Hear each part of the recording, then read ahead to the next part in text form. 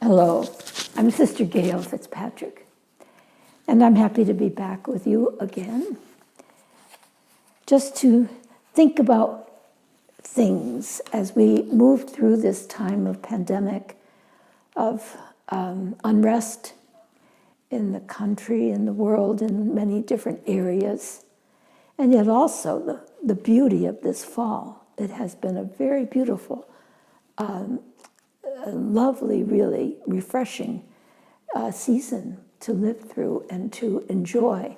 So I hope that you can enjoy your time of autumn. The thought that came to me to share with you this morning was a little comic strip that I saw. It wasn't even a whole comic strip, it was 2 frames. But it struck me.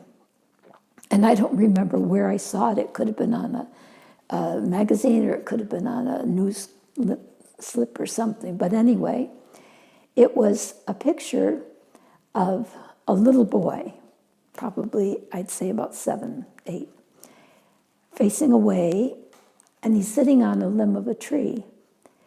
And next to him is some little critter, undistinguishable. Could be a mouse, it could be a bird, it could be a squirrel, it could be anything. But the little critter is looking up at the little boy, and he says, "What do you want to be when you grow up?" That's the first frame. The second frame is exactly the same. Nothing changes. And you just see the word kind. Well, that really struck me. I thought, wow, clearly this is going to be some kind of a little book for children, I presume. And I thought to myself, if I was a mother or if I was a grandmother, probably, I would want to get that book and I'd want to read it with my grandchildren, because there's something there that is so solid and so beautiful and so unique. You don't hear kind or kindness talked about a lot. You never see it in neon signs. Kind, come here. If you want to be kind, 12 easy lessons, stop in. It's something that we kind of take for granted, or we don't think about it at all. But I realized for myself that kindness at this time in our history, and in maybe the history of myself and of this community, is a very important aspect of life, a very important way of living together closely. Because no matter how long we've lived together, and I've lived together with these sisters for a long time, there's always surprises. And sometimes those surprises are hard, difficult, and sometimes they're wonderful. But what do we do with our own feelings as we continue living together in this pandemic? And I thought, I want to grow up to be kind in this pandemic. The more I thought about it, the more I realized that kindness is an expression of love. I can say I love someone, but then I ask myself, can I be kind to that person? really kind, not kind to look kind, but just kind, spontaneously, willing the good for that person, doing whatever I could in a situation to be good for that person. And I thought to myself, if I can say, I love her or I love you, but I know that I'm not really kind to you, then there's something of a disconnect in me. Not in you necessarily, but in me. And of course, I know that all of us have hard times in our relationships, and we can actually love a person and at times be unkind. It's part of our human nature. It's part of what we constantly struggle against. But I thought, well, yes, that's true. It is part of human nature, and it is something I struggle against. But this little guy on the limb is reminding me that I'm not finished yet, and I have a way to go. And I want to grow in that being kind.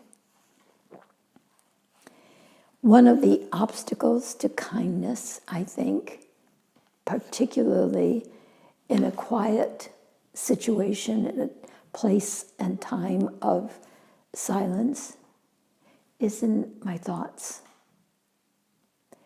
And lately, I've been reading a book that is not written by Saint Charbel, but it records his thoughts and his words that he shared in his time. He's an Orthodox monk, very well known, and I haven't been in contact with his writings much, but it just came into my hands. And I find he's very straightforward. He says it the way he sees it. And sometimes it's hard to hear, and sometimes it's very inspiring. At this particular point, he's talking about our senses, our sight, our sense of touch, sense of smell, sense of especially looking and speaking. And he says, look at the outside with your eyes, but at the inside with your hearts. The heart does not condemn. Our eyes can condemn. We can see and we can make a judgment about what we see. But if we're looking into the inside with our hearts, then we don't condemn. We don't make those judgments. So that's a pithy little thought. And it's something that I want to hold on to. I want to look more at the inside of another and look with my own heart rather than just with what I see on the outside. I had one last thought. I think sometimes kindness can be interpreted or even seen as weakness. And I would just like to say, in my experience, it's just the opposite. To be kind, really kind, not self-serving kind, but the self-giving kind, that takes a lot of courage and a lot of perseverance. It doesn't come real easily.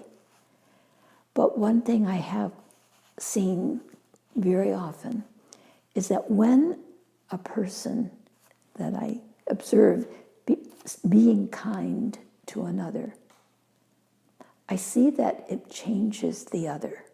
Maybe the other was sad, maybe angry, maybe something. But that kindness, that movement, act of kindness toward her, lifted her up and changed her.